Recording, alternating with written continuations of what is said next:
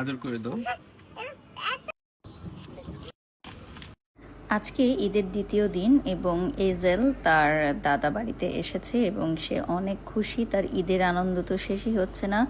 এখন সে তার বাবার কবুতরের ঘরে এসেছে, যেটা সে অনেক বেশি পছন্দ করে। তো কবুতরের ঘরে আসলে সে সবসময় কবুতরগুলোকে খাওয়াবে, পানি দিবে, এটাই তার ইচ্ছা। তো এই যে কবুতরগুলোকে খাওয়াচ্ছে, এজেল বরাবরই পশুপ্রেমী, এটা আপনারা প্রতিটা ব্লগেই দেখেছেন এবং এই গুণটা ওর বাবার কাছ থেকেই পেয়েছে। কারণ আমি তেমন একটা পশু পাখি কখনো পালিও নি বা আমার তেমন একটা ফ্যাসিনেশনও নাই। তো আমার বিয়ের পর এবং বেবি হওয়ার পর আমার আসলে ফিল হয় যে আসলে পশু পাখিদেরও এতটা ভালোবাসা যায়, এতটা আদর যত্ন করে রাখা যায়। তো এইজেল কিন্তু একদমই ওর বাবার মতো হয়েছে। ও অনেক অ্যানিম্যাল লাভার্স এবং মাশাল্লাহ এই গুণটা আমার কাছে খুবই ভালো লাগে। অন্যান্য বাচ্চাদের তুলনায় আমি বলবো যে এইজেল অনেক বেশি পরিমাণে ফ্যাসিনেটেড পশু পাখির ক্ষেত্রে, যেমন বিড়াল, পাখি, কুকুর বা কবুতর, যেগুলো ও দেখেছে, যেগুলো ওর আছে, ওগুলো পছন্দ করে।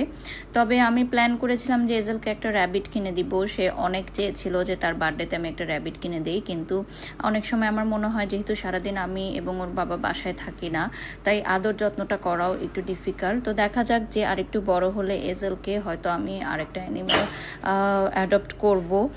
আর এখানে দেখতেই পাচ্ছেন যে অনেক ধরনের কবুতর ছিল, যেগুলো এর আগে আপনারা ভিডিও ব্লগে দেখেছেন, বাট অনেক কবুতর কমে গেছে ব্যস্ততার কারণে, অত সময় দেওয়া হয় না। কিছু কবুতর আমরা দিয়ে দিয়েছি, আবার কিছু কবুতর আমরা সেলও করে দিয়েছি, আবার কবুতর কিছু কিছু আমরা খেয়েছি, যেগুলো আমাদের অনেক হয়ে গেছিলো কবুতর, আসলে এত হয়ে গেছিলো যে রাখার জায়গা ছিল না।